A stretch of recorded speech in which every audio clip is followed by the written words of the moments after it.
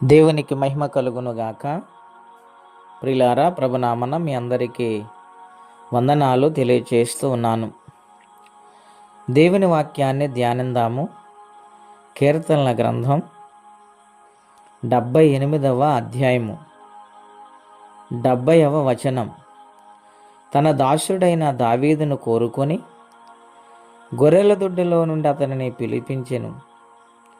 పాడి గొర్రెలను వెంబడించుట మాన్పించి తన ప్రజలైన యాకోబు తన స్వాస్థ్యమైన ఇశ్రాయేలును మేపుటకై ఆయన అతనిని రప్పించెను. అతడు యథార్థ హృదయము గలవాడై వారిని పాలించెను, కార్యములందు నేర్పరి అయి వారిని నడిపించెను. ప్రియులారా, పరిశుద్ధాత్మ దేవుడు ఈ ఉదయకాల సమయంలో కీర్తనల గ్రంథము నుండి మనతో మాట్లాడుచున్నారు. ఈ 78వ అధ్యాయం అంతా కూడా దేవుడు చేసిన ఆశ్చర్య కార్యాలు, ఇశ్రాయేలు ప్రయాణము, వారి దేవుని శోధించుట, తిరగబడుట, ఆయన వాత్సల్య సంపూర్ణుడై వారిని కాపాడి నడిపించుట, చివరకు ఇశ్రాయేలు రాజ్యమును గురించి ప్రత్యేకముగా ఈ దావీదు గారి గురించి కూడా వ్రాయబడింది. ఏమనగా, ఇశ్రాయేలు ప్రజలను పాలించుటకు ఆయన గొర్రెల దొడ్డులో నుండి పిలిపించారు. దేవుడు ఎంత ప్రణాళిక కలిగి ఉన్నాడో ఆయన పట్ల ఒక్కసారి మీరు ఆలోచించండి. ఆ యొక్క గొర్రెలను మేపటము మాన్పించి తన ప్రజలైన ఇశ్రాయేలులను మేపుటకు దేవుడు నిర్ణయించిన సమయానికి దావీదును రాజును చేశారు.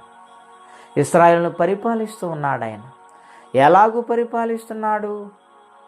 ఆయనకిచ్చిన పనిలో ఏ విధముగా ఆయన ఉన్నాడు? దేవుడిచ్చిన బాధ్యతలో ఆయన ఏ విధముగా కొనసాగింప చేస్తాడని ఆలోచన చేస్తే ఇక్కడ వ్రాయబడింది, ప్రియులారా, యథార్థ హృదయుడై వారిని పరిపాలించెను. హల్లెలూయా. ఎవరైతే యథార్థమైన హృదయముతో దేవుని సన్నిధిలో నడుస్తారో, యథార్థమైన భక్తితో జీవిస్తారో, యథార్థమైన భక్తి భావాలు కలిగి దేవుని సన్నిధిలో లోబడతారు, అటువంటి వారికి ఒక బాధ్యతను దేవుడు అనుగ్రహిస్తారు. వారు ఎటువంటి స్థితిలో ఉన్నా దేవుడు ఆ స్థితిగతులను మారుస్తానని ఈ వాక్యము ద్వారా మనతో మాట్లాడుతూ ఉన్నారు. గనుక ఈ జీవన ప్రమాణములో, ఈ జీవిత ప్రయాణములో యథార్థమైన జీవితము కలిగి ఉంటున్నామా? ఆలోచన చేయాలని ప్రభు పేరిట మనవి చేయించు ఉన్నాను. భక్తి అందరూ చేస్తారండి. ఏమండి, అందరూ కూడా దాన ధర్మాలు ఎన్నో చేస్తూ ఉంటారు. భూదానమని, గోదానమని, అన్నదానమని, వస్త్రదానమని ఎన్నెన్నో ఉన్నాయి ఈ లోకంలో. కానీ దేవుడు ఈరోజు మనతో మాట్లాడుతున్నారు. యథార్థమైన హృదయం ఉన్నదా?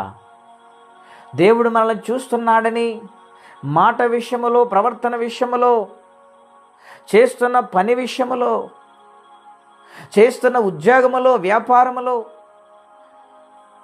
యథార్థత ఉన్నదా? అలాగ ఉంటే ఏ స్థానములో ఎక్కడ ఉన్నా దేవుడు నిత్యముగా ఆశీర్వదిస్తారు.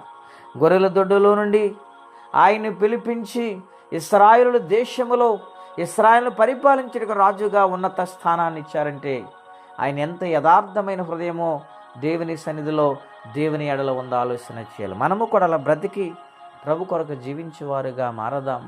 యథార్థమైన హృదయముతో మన జీవితాలు దేవుని సన్నిధిలో సమర్పించుకుని సాగిపోదాం.